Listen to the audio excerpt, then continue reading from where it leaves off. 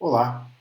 Na aula de hoje vamos analisar a energia cinética de rotação de corpos rígidos em movimento rotacional e vamos introduzir um novo conceito, a inércia rotacional ou o momento de inércia de corpos rígidos. Este conceito está ligado ao cálculo da energia cinética e também a aplicações que envolvem a segunda lei de Newton para rotações. Vamos introduzir também um teorema muito importante que facilita bastante o cálculo de momento de inércia de corpos rígidos, que se chama Teorema dos Eixos Paralelos. Ao final da aula, vamos introduzir dois exemplos que nos ilustram como aplicar todos os conceitos que vimos nessa aula. Então vamos lá. Para iniciar essa aula, eu gostaria que vocês imaginassem um dispositivo que se chama aerogerador, ou turbina eólica, que é um equipamento capaz de absorver a energia cinética dos ventos e converter essa energia em energia rotacional de suas pás.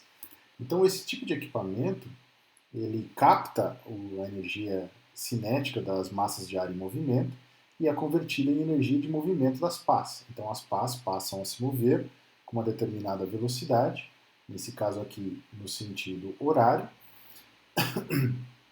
e essa energia posteriormente pode ser convertida em energia elétrica ou então em trabalho mecânico, como é o caso dos moinhos de vento. Mas o que nos chama a atenção aqui, o que nos está relacionado com o conteúdo dessa aula, é que a energia, o movimento rotacional das pás, ele armazena uma certa quantidade de energia cinética. E nós vamos aprender agora a calcular essa quantidade de energia e avaliar quais grandezas influenciam no cálculo dessa quantidade. Veja, se nós analisarmos a definição de energia cinética que aprendemos lá no curso inicial de mecânica, vocês aprenderam que a energia cinética ela é igual a 1/2 da massa vezes a velocidade ao quadrado. Agora veja que o centro de massa desse dispositivo não é alterado, né? Ele permanece sempre na mesma posição e, portanto, a velocidade nos leva a imaginar aqui que deveria ser zero e, portanto, não tem energia. Porém, nós sabemos que ele tem energia. Então nós vamos ter que adaptar nossa formulação de energia cinética para levar em conta o movimento de rotação dos corpos. Outro ponto importante que você deve analisar é que cada ponto das pás do aerogerador possui a sua própria velocidade. Então, esse ponto vai ter uma velocidade diferente desse ponto e, portanto, vai carregar consigo uma energia cinética diferente. Lembre-se que a velocidade está relacionada com a distância ao eixo de rotação. Então, por exemplo, temos nesse ponto uma determinada velocidade e num ponto mais à extremidade da pá teremos uma velocidade ainda maior.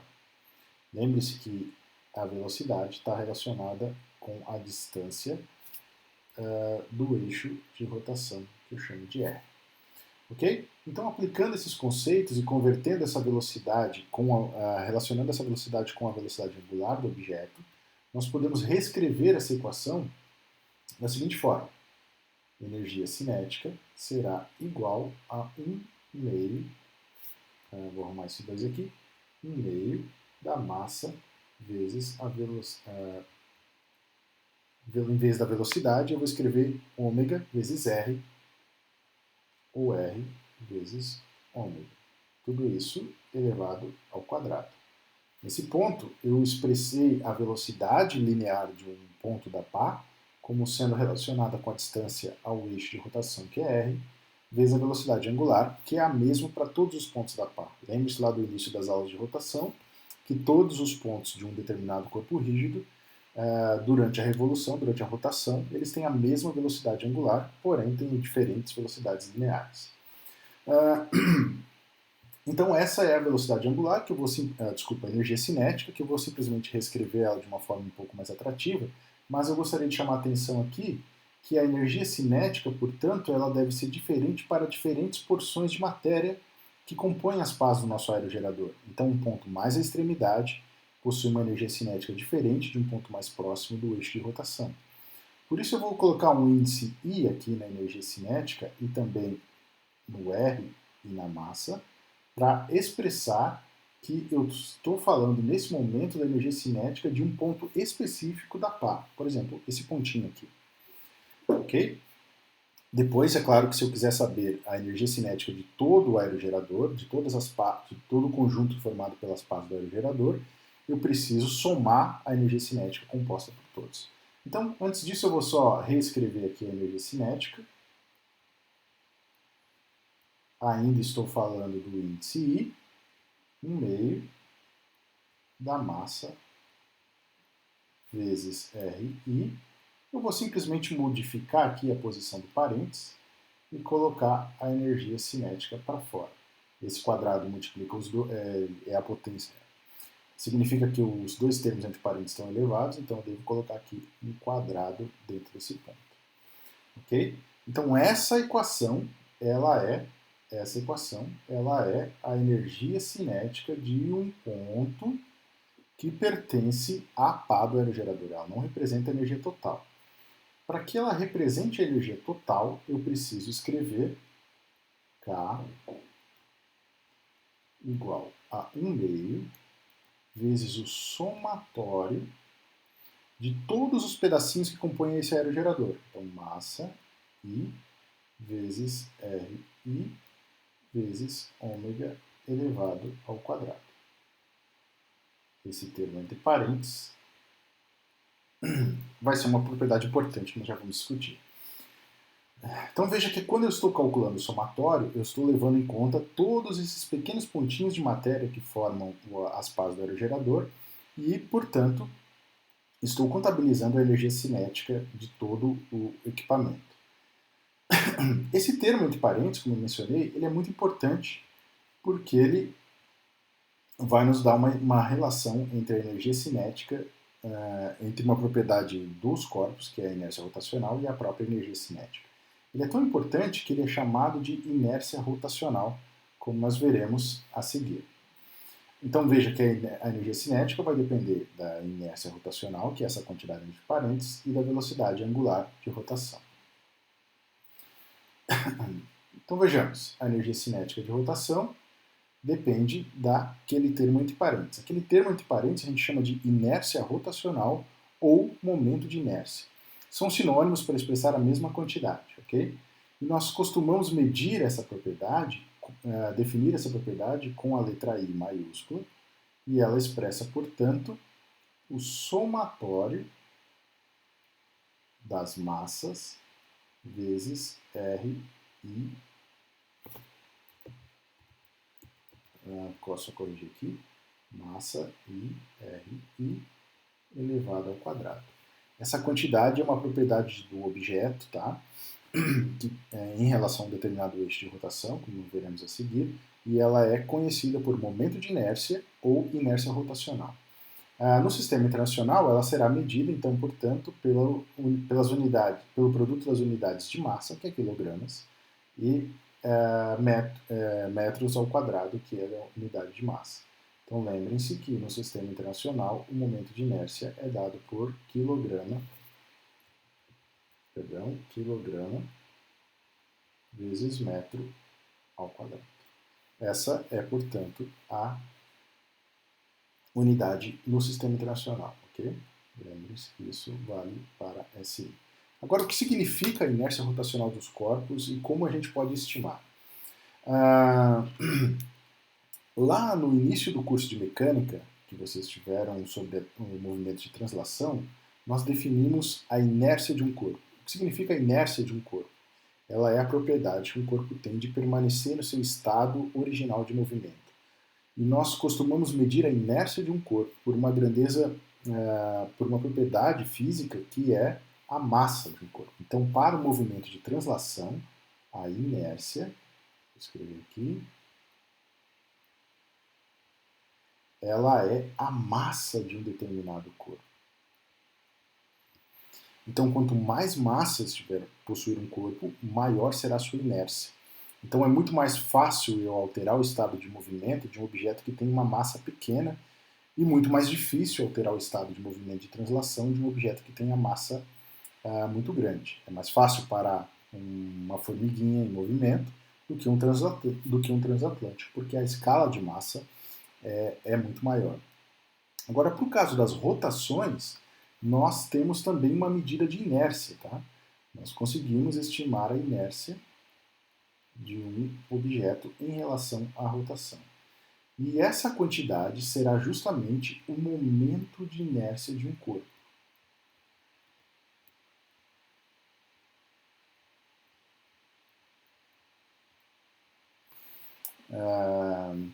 Então veja, o momento de inércia ou inércia rotacional é um análogo direto à massa para o movimento de translação. Okay? Então eles têm o mesmo significado, a interpretação física é muito semelhante. Tá? A inércia ou momento de inércia, por caso da rotação, ela é a propriedade que um corpo tem a permanecer no seu estado original de movimento de rotação. Okay? Então é muito mais fácil colocar um objeto girar se ele tiver pouca inércia rotacional e muito difícil se colocar um objeto em movimento rotacional se ele tiver uma grande massa, uma grande inércia. Tá? Vejam que a inércia, a inércia ou momento de inércia, ele depende de duas quantidades básicas, da massa de um determinado objeto, depende da massa, e também da posição em relação ao eixo de rotação. Esse RI é a posição em relação a um eixo de rotação. Então, eu vou escrever isso aqui para você lembrar. Não é igual. Ela depende de dois parâmetros, não esqueçam disso. A inércia depende de dois parâmetros, da massa e da distância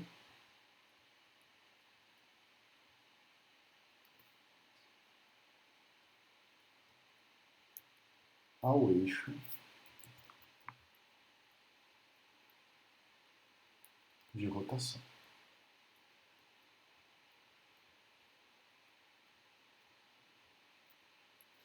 E isso é uma diferença que você pode perceber diretamente dos casos de rotação e translação.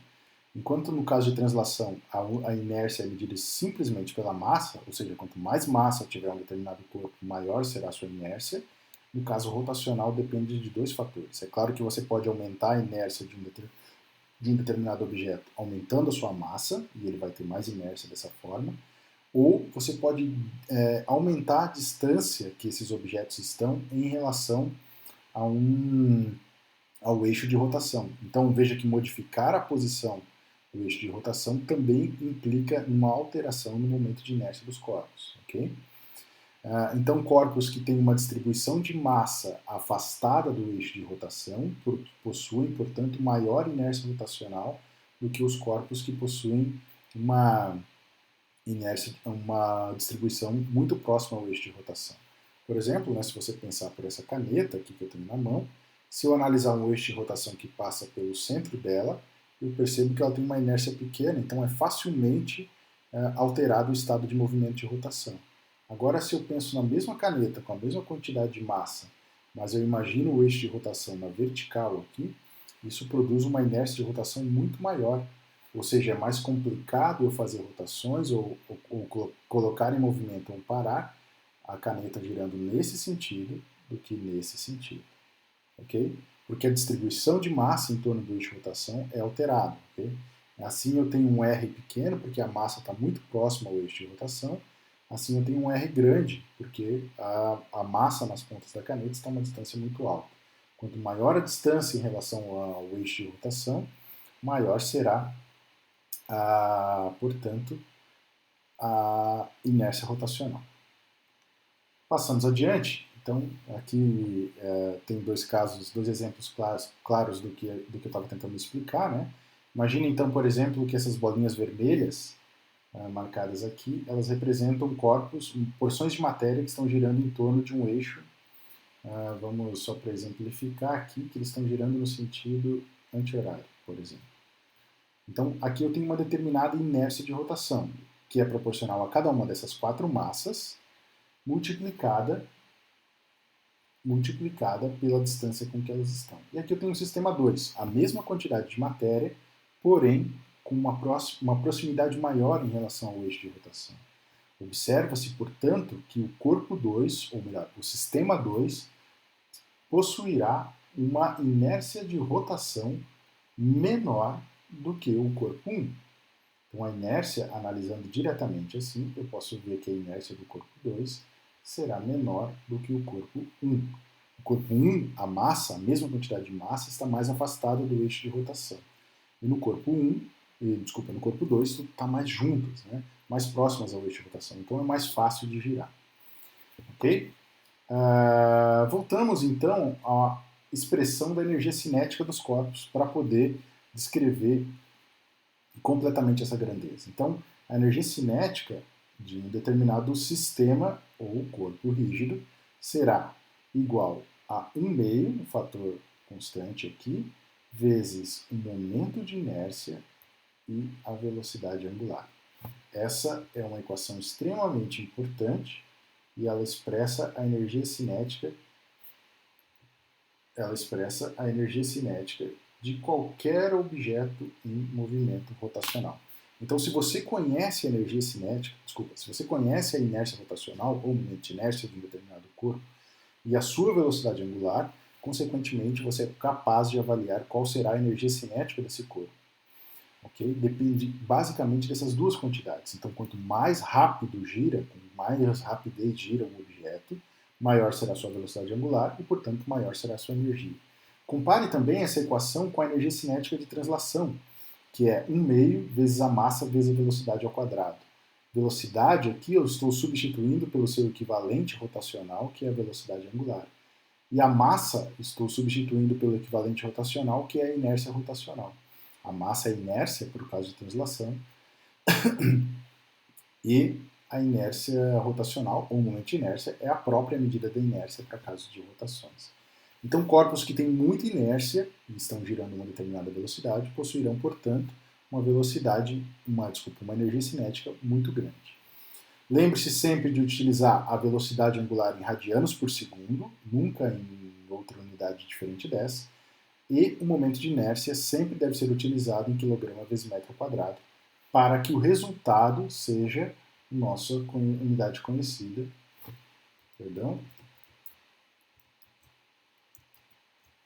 que são os joules. Então, assim, eu consigo determinar a energia em joules. Tá? Bom, vamos adiante. Então, como que eu faço o cálculo do momento de inércia para um determinado corpo? Né?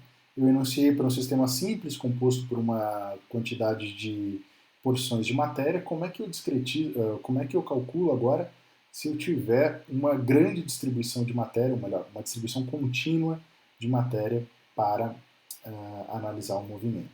Então veja, aqui no primeiro caso eu tenho um eixo de rotação, que é essa parte verde aqui, tá? Esse aqui é o meu eixo, representa o meu eixo de rotação. E esses objetos estão girando aqui no sentido em relação a esse eixo horizontal. Então eles vão ter uma determinada inércia, tá? Que será dada pelo somatório da massa vezes a distância elevado ao quadrado. Então a inércia de um ponto, veja que essas massinhas aqui são consideradas como pontos com uma determinada massa. Tá? Eles não têm dimensão, são partículas pontuais com uma determinadas massas, com determinada massa. Então, para eu calcular o momento de inércia de um ponto, basta eu multiplicar esse ponto vezes a distância com que ele está em relação ao eixo de rotação. Se esse ponto ficar mais afastado, mesmo sem alterar sua massa, eu altero seu momento de inércia, e, portanto, eu altero a inércia rotacional do sistema, ok? E para eu determinar a energia cinética ou o momento de inércia de todo o corpo, eu preciso fazer um somatório. Calcular o momento de inércia desse objeto, depois calcular o momento de inércia desse objeto, e depois fazer o somatório para obter o momento de inércia de todo o corpo. Agora, se eu estiver interessado em calcular o momento de inércia de um corpo rígido, que é um sistema de partículas formado por um número muito grande de pequenas massas pontuais, o que eu preciso fazer é converter esse somatório em uma integral. Então eu transformo esse somatório discreto em uma soma contínua, que é o que a gente chama de integral. Então, se eu calcular a integral de R ao quadrado pela distribuição de massa, pela densidade de massa, eu vou determinar qual será o momento de inércia. Okay? Esse cálculo é tão complicado quanto for complicada a geometria e a densidade do objeto. Okay? Então, se o objeto tiver um formato irregular ou tiver uma distribuição de massa muito complexa, esse cálculo pode tornar-se excessivamente complexo. Tá? Por sorte, nós temos cálculo tabelado, os valores conhecidos para o momento de inércia.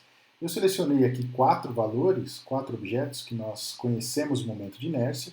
Depois, se você acompanhar no livro texto, você vai encontrar lá uma tabela bem completa com uma série de objetos que você pode conhecer o momento de inércia. Eu não vou demonstrar o cálculo de nenhum desses momentos de inércia nesse momento. Você pode verificar como isso é feito nos livros. Meu objetivo aqui é simplesmente que você conheça e saiba determinar qual é o momento de inércia de um determinado corpo. Ok? Então pensa que inicialmente eu tenho aqui uma haste fina de comprimento L e massa M. Tá? Então tem esse objeto, ele tem comprimento L e massa M, e o eixo de rotação está passando aqui pelo meio desse objeto, tá? Coincidindo com o centro de massa do objeto. O centro de massa está exatamente no meio se ele for um objeto homogêneo. Tá? Esses 4 objetos que eu estou listando aqui, todos eles são homogêneos. Então veja que o momento de inércia desse sistema é conhecido. Tá? Se você reproduzir esse cálculo aqui, você vai encontrar um resultado conhecido, que é o momento de inércia vale 1 sobre 12 a massa total vezes o comprimento da barra. Então, conhecendo o comprimento da barra e a massa, e sabendo que o eixo de rotação passa exatamente pelo centro da barra, você é capaz de determinar o momento de inércia. Tá? Então, multiplicando a massa pelo comprimento dela ao quadrado, dividindo por 12, você terá o momento de inércia dessa barra. Agora veja a mesma barra. Eu coloquei esse exemplo para ilustrar justamente que, alterando o eixo de rotação, a posição do eixo de rotação, eu altero também o momento de inércia do corpo. Tá? Então, se eu alterar para uma das extremidades, aqui pouco importa se eu estou imaginando que a extremidade está aqui na esquerda ou na direita, isso não faz a menor diferença, mas o objeto tem a mesma massa e o mesmo comprimento, com isso eu consigo calcular o momento de inércia desse objeto por integração, e eu sei que esse é um resultado conhecido, isso vai dar 1/3 de ml ao quadrado. Ok?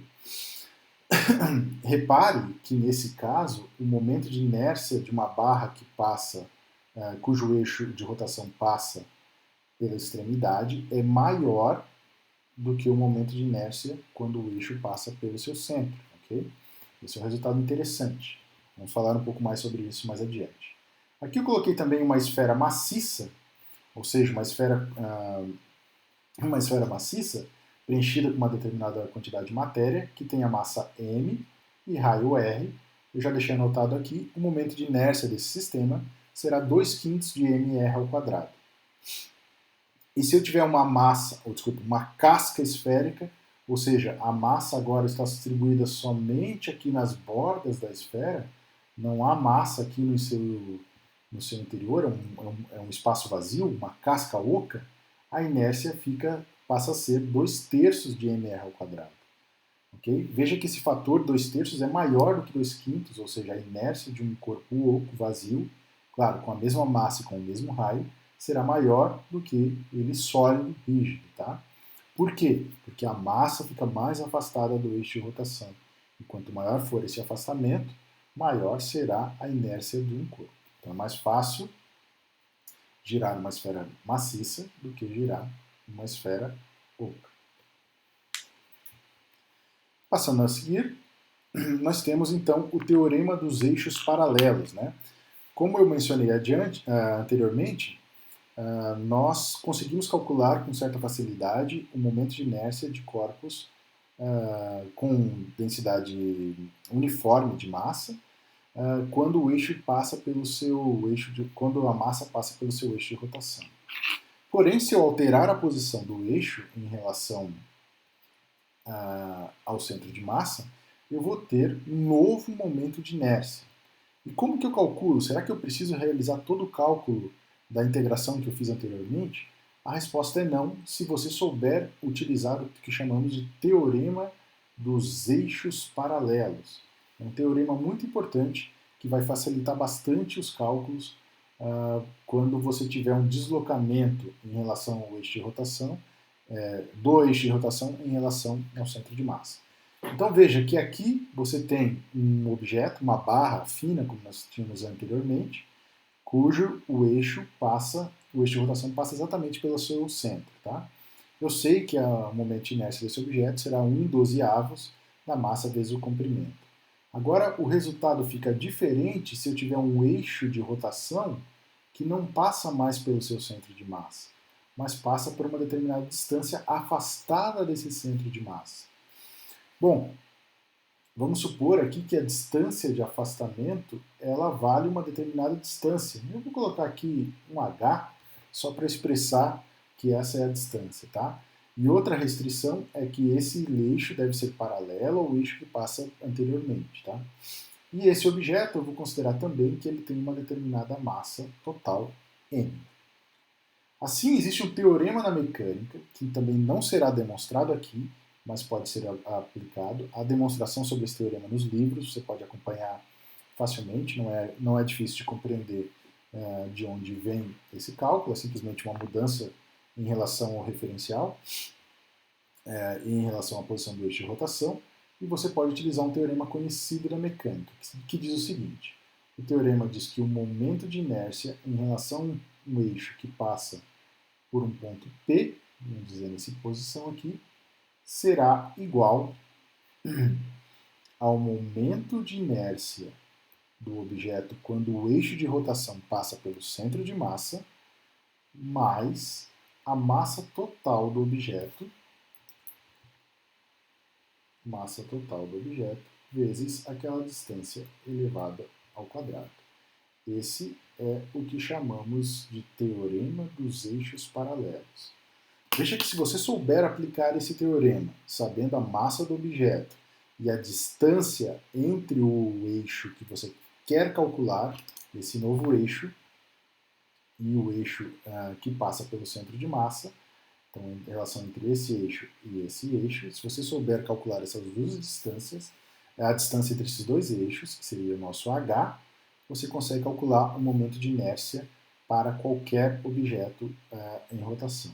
Lembre-se, então, que IP, que é o momento de inércia em relação a um eixo qualquer, ICM, ele é o momento de inércia em relação ao eixo que passa pelo centro de massa,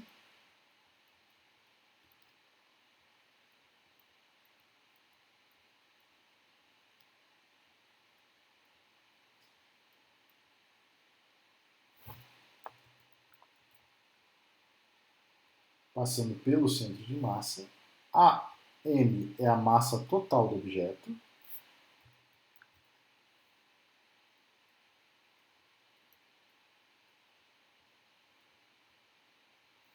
E H é a distância entre os eixos.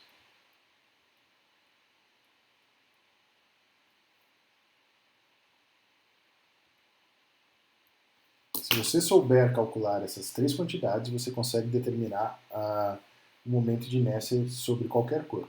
Ainda vale lembrar aqui que esse ponto pode não pertencer ao corpo que nós estamos querendo analisar. Eu poderia ter, por exemplo, um eixo de rotação que passa fora desse corpo. Passa, por exemplo, por esse ponto. Não tem problema, eu calculo qual é o h, a distância entre esse eixo e esse eixo, e aí, com isso, eu calculo o momento de inércia em relação a esse eixo. Tá? Veja também que o momento de inércia em relação ao ponto P, será sempre maior do que o momento de inércia em relação ao centro de massa, porque esse fator será sempre positivo. Ó. Então veja que eu vou sempre adicionar uma determinada quantidade ao momento de inércia do eixo que passa pelo centro de massa para poder calcular, então, o momento de inércia sobre um eixo qualquer. Okay? Então, o momento de inércia do eixo que passa pelo centro de massa será sempre o menor possível. Tá?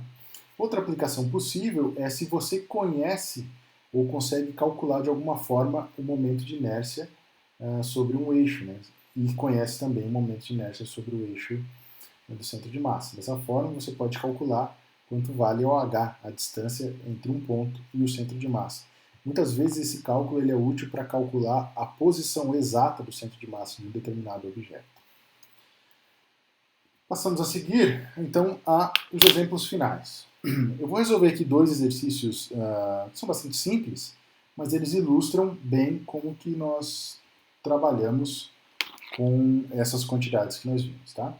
Então, esse aqui é um problema do livro Halliday-Resnick-Crane, Física 1, da quarta edição, e ele diz o seguinte: cada uma das três lâminas do rotor de um helicóptero tem 5,20 metros e massa de 240 kg. O rotor gira a 350 revoluções por minuto. Pergunta letra A. Qual é a inércia rotacional, veja, inércia rotacional mesmo que momento de inércia, do conjunto do rotor em torno do eixo de rotação? Cada lâmina pode ser considerada como uma haste fina. Ok? Então vamos começar aqui fazendo o cálculo referente à letra A. Então ele quer saber a inércia do conjunto. Então veja que eu tenho aqui três L's, três pás, que podem ser consideradas como uma haste fina. Então o que eu preciso fazer? Eu sei que cada hélice tem uma pá de 5,20, o eixo de rotação passa aqui pelo centro do rotor, que coincide com uma das extremidades das pás. Então eu só tenho que descobrir qual é a inércia desse objeto, calcular e multiplicar por 3 para obter o resultado final. Ok? Não é um cálculo complicado, eu vou fazer aqui por partes.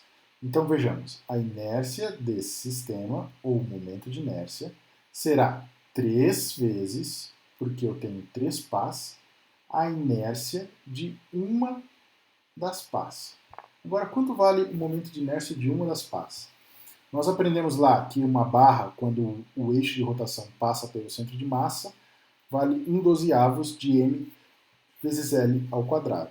E quando ela passa por uma das extremidades, como é o caso aqui, né, veja que o eixo de rotação coincide com uma das extremidades, eu devo utilizar 1/3 de mL ao quadrado. Então eu escrevo 1/3 de mL elevado ao quadrado. A massa nós temos, que vale 240 kg. O comprimento eu tenho, que vale 5,20. Uma questão agora de substituir valores, tá? Então eu vou colocar aqui azul para fazer algumas simplificações. Por exemplo, esse 3 eu posso cortar com esse 3. Eu volto aqui para a equação e escrevo que a inércia rotacional, ou momento de inércia desse conjunto, será m vezes L elevado ao quadrado. A massa, como eu falei, vale 240 kg. Perdão pela letra. 240 vezes o comprimento. Já está dado em metros, então basta eu reproduzir aqui 5,20 elevado ao quadrado. Então a inércia rotacional desse conjunto será, se você fizer esse cálculo, eu fiz aqui anteriormente, vou consultar a minha colinha aqui, vale 6,59 vezes 10 na 3 quilogramas vezes metro elevado ao quadrado. Essa, portanto, é a inércia de rotação do conjunto.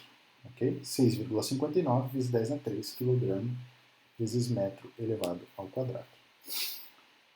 Então essa será a inércia. Tá? Explorando um pouquinho mais os resultados do modelo, eu poderia ter calculado por um sistema com 4 hélices, bastaria alterar o número que eu tenho aqui. Se o helicóptero tivesse, num caso hipotético aqui, um peso aqui em uma das extremidades, eu levaria em consideração a inércia de um ponto, né? Considerando que um objeto está aqui, por exemplo, eu poderia considerar um ponto aqui nessa posição, e aí calcularia. Então, para eu calcular o momento de inércia em um conjunto, basta eu calcular individualmente a inércia de cada um dos objetos que compõem esse conjunto e fazer o somatório a seguir. Ok? Então vamos a seguir, agora podemos calcular a energia, falta o E aqui, tá? Peço perdão pelo... vai ficar um pouco complicado alterar, então vou deixar assim. Qual a energia cinética da rotação do conjunto? Então vamos fazer aqui, letra B, a energia cinética do conjunto. Então, B, eu vou calcular a energia cinética de rotação desse conjunto. Lembre-se que a energia cinética é 1/2 da inércia rotacional, que eu acabei de calcular, vezes a velocidade elevada ao quadrado. Lembre-se que a velocidade elevada ao quadrado deve ser calculada em radianos por segundo, nunca em outra unidade diferente dessa. E aqui nós temos que a velocidade angular é fornecida como 350 revoluções por minuto. Então tem que fazer essa correção, essa conversão de unidades antes de aplicar. Então eu vou escrever aqui, ó, ômega, que vale 300. Preste atenção como eu faço esse cálculo, porque ele serve para uma série de outras unidades, tá? 350 revoluções por minuto. Como é que eu faço para converter para radianos por segundo? Então, para eu não ficar pensando se eu tenho que multiplicar ou dividir, o que eu faço sempre é multiplicar por 1. Quando eu multiplico um número por 1, eu não altero a sua magnitude. Então eu vou multiplicar por 1, agora considerando as unidades, tá? Então eu quero que essa revolução vire radianos. Então o que eu escrevo? Uma revolução e escrevo o correspondente em radianos na parte de cima, que vale 2π. Depois eu converto o minuto. Eu não posso ter minutos, eu quero ter segundos. Então eu escrevo 1 minuto e divido pelo equivalente em segundos, 60 segundos. Dessa forma, eu posso aqui facilmente fazer simplificações eliminando as unidades. Ó, revolução eu corto com revolução, minuto eu vou cortar com minuto, e assim eu tenho 350 vezes 2π sobre 60, que é igual a 350 sobre 30, que é igual a 35 sobre 3π. Não vou calcular aqui quanto vale em números, depois você pode pegar a calculadora, multiplicar isso por π, que é 3,14, e obter o resultado numérico para radianos por segundo. Tá? Vou deixar assim que fica mais elegante, 35π sobre 3 radianos por segundo. Agora sim eu posso calcular a energia cinética do corpo, então vou ficar com energia cinética de rotação igual a 1/2 da inércia. Eu volto lá no caso anterior, a inércia era 6,59 vezes 10 na terceira, multiplicado por velocidade agora em rádio por segundo, 35π sobre 3, vamos corrigir aqui, vou fazer um π mais caprichadinho, ponto. Se você fizer esse cálculo, você terá uma energia cinética. Deve ser uma energia cinética grande, porque a velocidade das pás é bastante alta, bastante elevada, 350 voltas a cada minuto, e as pás são bem pesadas e têm comprimento longo, né? Então deve ter uma energia cinética relativamente grande. Fazendo todo esse cálculo que eu coloquei aqui na equação de cima, nós vamos obter o valor aproximado de 4,36 vezes 10 nas 6 joules. Essa é a energia cinética de rotação do nosso sistema composto por 3 pás em rotação, trabalhando de forma contínua. Né? O conjunto gira como um todo à mesma velocidade de rotação. Ok? Bom, então ilustra bastante o cálculo das aplicações. Né? Lembre-se, então, que você deve considerar o momento de inércia somando cada um dos 3 objetos que compõem o nosso sistema. Né? Nesse caso aqui eu possuía 3 pás, então eu apenas multipliquei por 3. Se as pás tivessem comprimentos diferentes, por exemplo, eu deveria calcular individualmente cada uma delas e somar tudo no final. E aí multipliquei pela inércia, né, que cada uma delas tem a mesma inércia, então vai ficar 1/3 de ml ao quadrado. Também utilizei o resultado que o eixo de rotação passa por uma das extremidades da pá para poder calcular. Então, a maior parte dos objetos que nós vamos trabalhar nos problemas, o momento de inércia é uma quantidade tabelada. O que não será tabelado é a posição do eixo de rotação, tá? E aí, nesse caso, você precisa aplicar o teorema dos eixos paralelos ou a integração direta para obter o momento de inércia desses corpos. Ok? Vamos resolver aqui mais um problema que diz respeito... já está resolvido aqui, eu vou simplesmente apagar para fazer junto com vocês.